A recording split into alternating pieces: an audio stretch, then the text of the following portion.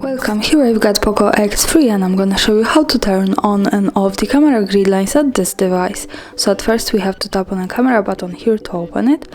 And as you can see, we are now in the standard photo mode. From here, let's go to the right corner.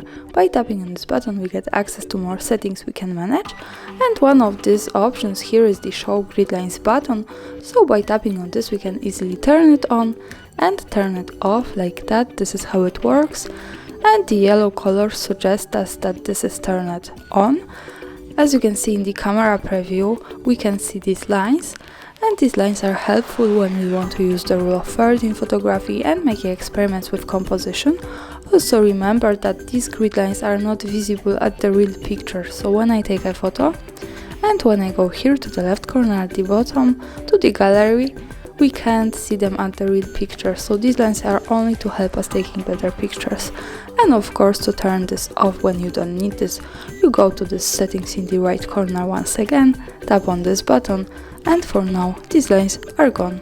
So that's all, thanks for watching, subscribe our channel and leave the thumbs up.